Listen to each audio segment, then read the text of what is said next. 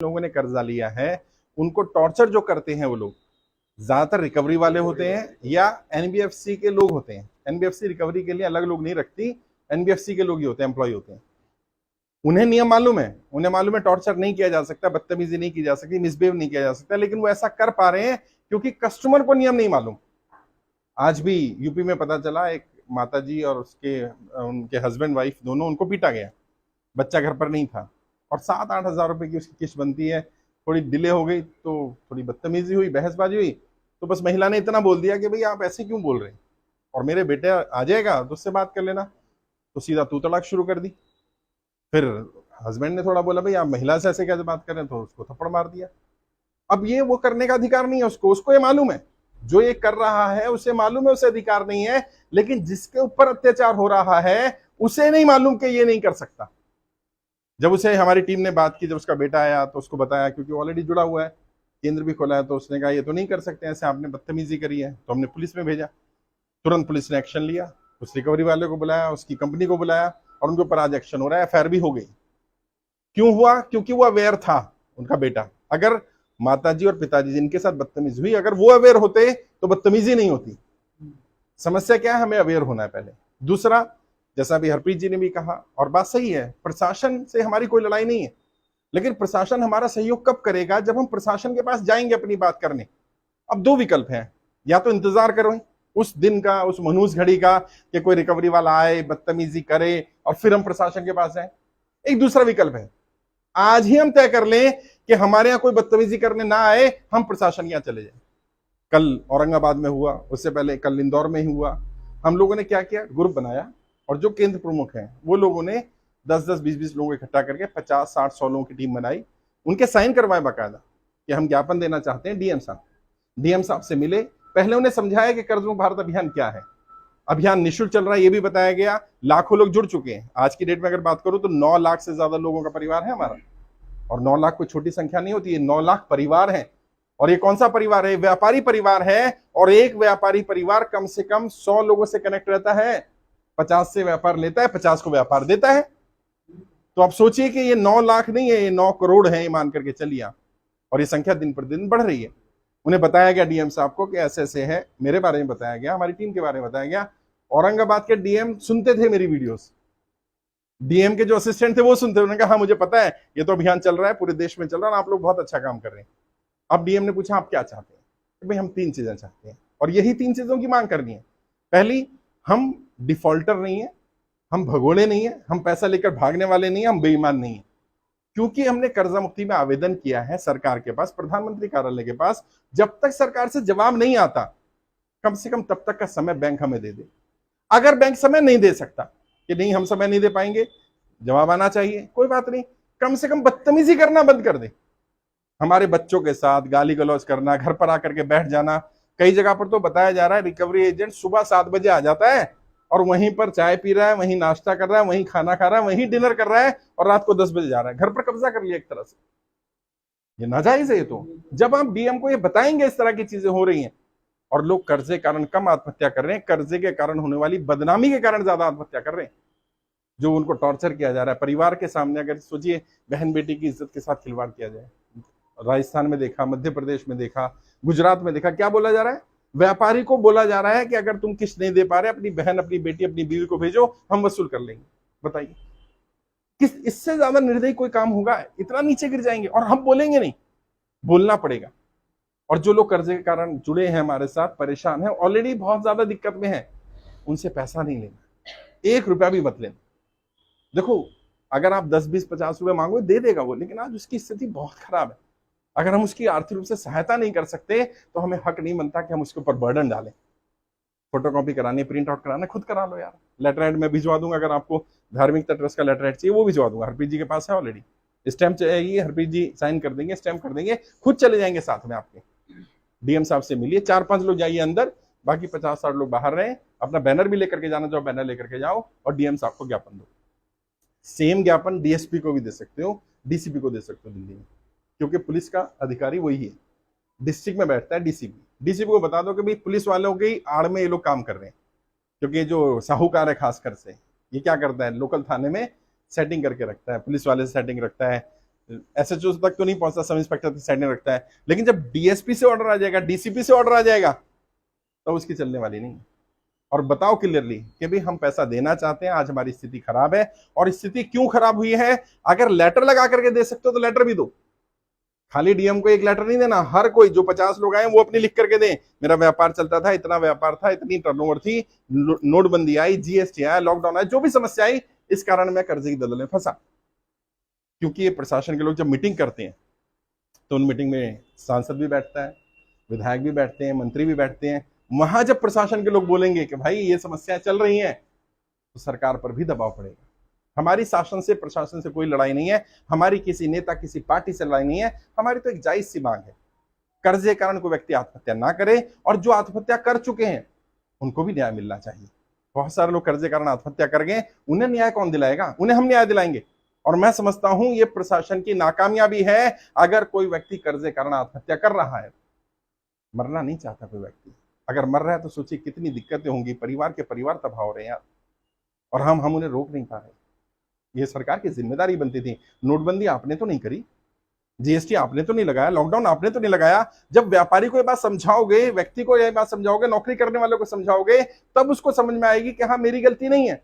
अभी समस्या क्या आ रही है, वो व्यक्ति अपने आप को दोषी मान रहा है, और ज्यादा लोगों को लग रहा है कि मेरी गलती है, मेरी गलती है। लेकिन रामला मैदान में आप लोग आए होंगे, देखा होगा, कुछ हुआ कि नहीं हुआ, एक मैसेज चला गया कि मैं अकेला नहीं हूं और मेरी गलती नहीं है, क्योंकि इतने लोग गलत नहीं हो सकते। इतना सारे लोग, अगर लाखों लोग, आज 9 लाख परिवार हैं, अगर ये दिक्कत में है तो ये किसी एक व्यक्ति की गलती से नहीं हो सकता है, तो प्रशासन की गलती, सरकार की गलत नीतियों के कारण लोग कर्जे की दलदल में फंसे हैं, और सरकार की जिम्मेदारी बनती है कि सरकार उनको निकाले। अगर सरकार नहीं निकालती है तो हम सरकार का भी विरोध करेंगे। हमारी किसी नेता, किसी पार्टी से लड़ाई नहीं है, हम किसी के समर्थक नहीं है, हम जनता के समर्थक हैं। जनता को अपनी आंखों के सामने मरते हुए हम नहीं देख सकते। और जब डीएम साहब को ये बात बोली जाएगी, डीएम भी इंसान है, वो समझेगा इस बात। और जितने लोग हैं, मैंने बार बार कहा है, पैसा नहीं लेना किसी से, क्योंकि वो यही जानना चाहेंगे आप कितना पैसा ले रहे हो, आप में से कितने लोग पेड हो। वहां भी डीएम ने तो नहीं पूछा, लेकिन बाकी लोग पूछे थे, भाई साहब आपको कितने पैसे मिलते हैं, भाई साहब आप क्या करते हो, अच्छा ये कितने पैसे देते हैं कर्जे मुक्ति वाले आपको। उन्होंने कहा भाई मैं अपना काम धंधा करता हूँ, व्यापार करता हूँ, अपना घर ऑफिस मैंने दे रखा है काम के लिए, पैसा लेता नहीं, मेरा खर्च हो रहा था। लोग है अच्छा एक मिलता है ऐसा, तो लगता शायद एक बोल रहा है। जो 50-60 लोग थे, सबने ये कहा अपना पैसा लगा रहे हैं, अपना किराया भाड़ा लगा रहे हैं, अपना पैसा खर्च कर रहे हैं, हम किसी से 1 रुपया भी नहीं ले रहे हैं। तो मैसेज और स्ट्रॉन्ग गया, हमारी यही जीत भी है। आज हमने 1 रुपया भी नहीं लिया ना किसी से, ये हमारी जीत है। लोगों को लगता है कि हाँ वाकई ये जेन्युइन लोग। रामलीला में जो भीड़ आई है वो ये सबसे बड़ा पॉजिटिव है। वो सिंपल मैसेज था कि एक भी पैसा किसी से लिया नहीं। मीडिया ने दिखाया। देखो मीडिया वैसे तो हमारा सपोर्ट नहीं कर रहा, लेकिन इस बात में मीडिया की मैं तारीफ करूंगा कि मीडिया ने वहां पॉजिटिव रिपोर्टिंग करी, किसी को नेगेटिव रिपोर्ट नहीं था मीडिया का। उन्होंने सबका देखा, जी न्यूज ने भी दिखाया, जबकि दिखाता नहीं है वो। एबीपी न्यूज ने पूरा 15 मिनट का डॉक्यूमेंट्री करा, लोगों से राय ली, पूछना भी चाहा, अच्छा आपको कहाँ से बुलाया गया? उन्होंने जी मैं महाराष्ट्र से हूँ। अच्छा कितने पैसे दिए? नहीं पैसे कहाँ दिए, मैं तो अपना किराया लगा के आऊँ। आप कहाँ से? जी मध्य प्रदेश से आऊँ। अच्छा कब आए? जी 2 दिन पहले आ गए थे हम लोग, तो हम तो बस करके आए, अपना किराया लगा के आए। तो मीडिया को लगा यार इतने सारे लोग झूठ नहीं बोल सकते, क्योंकि झूठ था ही नहीं ना यार। और अभी तो हम सुप्रीम कोर्ट में पीआईएल लगाने जा रहे हैं, जल्दी आपको फेसबुक के माध्यम से आज भी शायद लाइव आकर के मैं जानकारी दूंगा। लोगों को ये बताना है कि हम सरकार से लड़ नहीं रहे, हक मांग रहे हैं। अब हक मांगना लड़ाई है तो ठीक है भाई, हम क्या कर सकते हैं। हमें सरकार जवाब नहीं दे रही, कोई बात नहीं, सुप्रीम कोर्ट को तो जवाब देगी, सुप्रीम कोर्ट को तो जवाब देना पड़ेगा। हम पीआईएल में क्या लिख रहे हैं? हम सिर्फ यही मांग कर रहे हैं कि जो डाटा हमने प्रधानमंत्री कार्यालय को भेजा, वो सारी फाइलें इकट्ठी करके हम सुप्रीम कोर्ट में जमा कराने वाले एक कॉपी, और सुप्रीम कोर्ट से पूछने वाले हैं कि सरकार इन परिवारों का क्या करने जा रही है। अभी आपने देखा ना जी न्यूज के मालिक का, पहले पता चला 5,000 करोड़ रुपए माफ किया गया, अभी पता चला उसके ऊपर 48,000 करोड़ का लोन था और 11,000 करोड़ में सेटल कर दिया, यानी कि उसको 37,000 करोड़ का हेयर कट दिया है। नाम दिया हेयर कट। आम इंसान की गर्दन काट लो और अमीरों को हेयर कट कर दो। भाई किसी ने 1 करोड़ रुपए लोन लिया, 80% माफ होकर के 20 लाख भरना है। व्यापारी से पूछो भाई 1 करोड़ लोन लिया, 20 लाख भरना है, वो भी 6 महीने में, खुश हो जाएगा? ना कोई सरचार्ज लगना, ना पेनल्टी लगनी, ना इंटरेस्ट लगना। और जितनी कंपनियां गिरवी रखी थी वो सब छोड़ दी, जो प्रॉपर्टी गिरवी रखी थी वो भी छोड़ दी। वाह, यही वाली राहत दे दो यार। और ऐसा तो नहीं होगा ना कि जी न्यूज के मालिक को बिना किसी नियम के राहत दे दी होगी। यही बात हम सुप्रीम कोर्ट में लगाने वाले हैं। और मैं आपको बता रहा हूं, सरकार बहुत डरी हुई है, सरकार में डर है। 8 अगस्त के बाद से हम सबकी इंक्वायरी हो रही है। मैं यहां हूं, ये पता होगा, कोई ना कोई लोकल इंटेलिजेंस एलआईओ घूमते रहते हैं, वो सारी इंफॉर्मेशन दे रहे हैं, सारी रिपोर्ट दे रहे हैं, लेकिन वो ये कह रहे हैं करें क्या इस आदमी का? ना एक किसी से पैसा लेता, किराया भाड़ा भी अपनी जेब से खर्च करता है, किसी को ये कहता नहीं कि तुम सरकार के खिलाफ धरना प्रदर्शन करो, पुतला फूको, ये तो कुछ कहता ही नहीं। मैंने कभी नहीं कहा, करना भी नहीं है। हम बाबा साहब को मानने वाले लोग हैं। बाबा साहब अम्बेडकर कहते थे जिसके पास समस्या हो और समाधान भी पता हो, उसे धरने प्रदर्शन नहीं करने चाहिए। मुझे पता है समस्या क्या है और मुझे पता है समाधान कहां से निकलेगा। मैं नेताओं की नब्ज अच्छी तरह जानता हूं, मैं एक पॉलिटिकल ट्रेनर हूं, मुझे पता है कब ये उछलेंगे। अब इनकी नब्ज दबनी शुरू हुई है, ये संख्या बढ़ रही है। और मैं आपको कह रहा हूं, जिस दिन 1 करोड़ संख्या हो गई, यहां जहां मैं खड़ा हूं ना, यहां सरकार खड़ी होगी, वो कहेगी बाबूजी ये बताओ इस आदमी को साथ छोड़ो, चाहिए क्या ये बताओ। और सच में भाई, सरकार हमें अगर चाहती है हम सरकार के खिलाफ कुछ ना बोलें या उन्हें नुकसान ना पहुंचाए नेताओं को, तो उनके पास कितना अच्छा ऑप्शन है ना, कर्जा माफ कर दें। लोग कह रहे हैं आप राजनीति करो, तो मैंने बोला हाँ, ये राजनीतिक मुद्दा है और समाधान राजनीति से निकलेगा। और मैं जाति की राजनीति तो नहीं कर रहा, मैं धर्म की तो नहीं कर रहा, मैं बांटने की राजनीति तो नहीं कर रहा। और ऐसी राजनीति अगर गुनाह है तो मैं कहता हूं हर व्यक्ति को ये राजनीति करनी चाहिए जिससे जनता का भला हो। और अगर आप चाहते हो मेरी राजनीति समाप्त करना, तो मैं एक पॉलिटिकल ट्रेनर तुम्हें समाधान दे रहा हूं। जो व्यक्ति मुद्दों के आधार पर राजनीति करता है, उसकी राजनीति समाप्त करने का सबसे बढ़िया तरीका है मुद्दा समाप्त कर दो, राजनीति समाप्त हो जाएगी। कर्जा माफ कर दो भाई, तुम सबका कर्जा माफ हो जाए, ना तुम्हारे यहां आने की जरूरत ना मेरे आने की जरूरत। बैठेंगे, चाय वाय पियेंगे, मिलेंगे, दुआ सलाम करें, चले जाएंगे। लाखों लोग क्यों इकट्ठे होंगे? अभी पीआईएल लगाने जा रहे हैं, वैसे तो हम कोशिश कर रहे हैं कि पीआईएल में वहां भीड़ ना हो।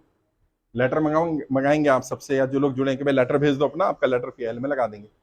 लेकिन अगर बुलाना पड़ गया, 10,000 लोग भी सुप्रीम कोर्ट पहुंच गए, अगर रामलीला मैदान देखा था ना, कितने लोग थे, फिर वहां भाई साहब पैर रखने की जगह नहीं। और जितने अंदर थे ना, रोड पे सर कहीं भी जगह नहीं थी। मैं थोड़ा लेट हो गया तो मुझे पता मैंने कैसे एंट्री की। और सरकार को ये बात मालूम है, सरकार से छुपा नहीं है। वहां सीबीआई के भी लोग थे, इंटेलिजेंस के भी लोग थे। रामलीला मैदान में कोई कार्यक्रम हो और उसकी जानकारी गृह मंत्री को ना हो, तो या तो गृह मंत्री बेवकूफ होगा तभी नहीं होगी, वरना तो उस दिन रात जब इंडिया गेट पे थे तो कितने फोन आ रहे थे। हाँ, क्योंकि पता था ना रात को इतने लोग रात में ही पहुंच गए तो होना ही था। लेकिन खैर, हमारी लड़ाई सच्चाई की लड़ाई है, हम सच्चाई के मार्ग पर हैं, इसलिए शायद नियति हमारा साथ दे रही। कुदरत, वो परमपिता परमात्मा, वो खुदा, भगवान, वाहेगुरु, अल्लाह, जो भी आप उसको कहो, वो ताकत है और वो हमारा साथ दे रही है। इसका सबूत क्या है? इसका सबूत है 8 अगस्त को बारिश हो सकती थी, नहीं हुई। बहुत तेज धूप हो सकती थी, नहीं हुई। कर सकती थी ना कुदरत तो कुछ भी। और 9 अगस्त को भी बारिश हुई और 7 अगस्त को भी बारिश हुई है। सबने कहा था नहीं हो पाएगा, नहीं हो पाएगा, नहीं, कुदरत साथ देगी। अगर हमारी बात में सच्चाई है तो कुदरत साथ देगी, और कुदरत ने साथ दिया। 24 मई को धूप ही नहीं निकली, सोचिए, सूरज को छुपा दिया गया, क्योंकि वो कुदरत है, वो परमपिता परमात्मा है, वो हमारी रक्षा कर रहा है, वो हमारे साथ है। मुझे किसी ने कहा आप अपना ख्याल रखिए, फेसबुक पे लिखा सर अपना ख्याल रखिए आप। मैंने कहा मेरे ख्याल रखने के लिए तुम्हारी दुआएं बहुत है यार, मुझे कुछ नहीं होने वाला है। जिसको लाखों लोग दुआएं दे रहे हो, है माँ बहन बेटियां दुआएं दे रही हो यार। कितनी बहनें हैं जो रोज दुआ देती हैं कि सर आप बहुत अच्छा काम कर रहे हैं, आप करते रहिए, बस यही हमारे लिए बहुत है। तो अब मैं प्रैक्टिकली बता रहा हूँ आपको, जब मैं आपसे नहीं मिला था तो मेरा खेल खत्म था, मेरे सामने कोई रास्ता नहीं था। बट जैसे आपसे सुना तो मुझे समझ आया कि यार ये मेरी गलती नहीं है। हाँ। मैं वो समय 20 साल से बिजनेस कर रहा हूँ, मैं कैसे दब गया यार। जब आपकी वीडियो सुनी, आपने क्लियर बोला कि यार एक आदमी मर सकता है, 2 मर सकता है, जब गलती कर सकता है तो इतनी लाखों लोग कैसे? इसका मतलब गलती कहाँ है वो मुझे पकड़ में आया। सिस्टम में गलती है। चलो सर की साथ में रास्ता दिखा दिया। नहीं, बहुत बहुत शुक्रिया, आप जैसे लोगों की जरूरत। गुरु ये हैं जिन्होंने हमें मरने से बचा लिया। 25 दिसंबर 2022 की है, मैं सर ओजी सिंह ड्यूटी करता हूँ सिक्योरिटी गार्ड में। मैं उस दिन सल्फस ले आया था। एक्चुअली मेरे को पता ही नहीं था कहानी लोन होता क्या। लोगों ने इतना डरा दिया मेरे को, बोला तुमको जेल होगा, तुम्हारी फैमिली को जेल होगा, पूरा डरा दिया मेरे को। 12 साढ़े 12 बजे मैं मोबाइल देख रहा था, आपका पेज, इनसे कांटेक्ट हो गया मेरा। ये बोले कहाँ है? मैं बोला सर ड्यूटी पे। बोला आप कितने बजे छूटेंगे? मैं बोला सर सारी बोला आप आइए। मैं आया, नाश्ता पानी जो दिया करवाए, मैं इनके आगे रो दिया। लेकिन ये मेरे को बोले संजीव जी करना कुछ नहीं है, मैं आपको जो बता रहा हूँ उस रास्ते पे चलो। इन्होंने मेरे को हिम्मत दिया। 10 दिन 15 दिन जो भी कॉल आया रिकवरी का, सारा कॉल इन्होंने पिक किया कॉन्फ्रेंस में, सारा कॉल। मैं इनको गुरु मानता हूँ। नहीं वाकई उनके में बाद सर हरप्रीत आज ऐसे तक ही कर मेरा रहे हैं। स्ट्रेंथ हो गया इनके कहने से कि मैं अब दुनिया को बता रहा हूँ कि रिकवरी वाले से लड़ना कैसे।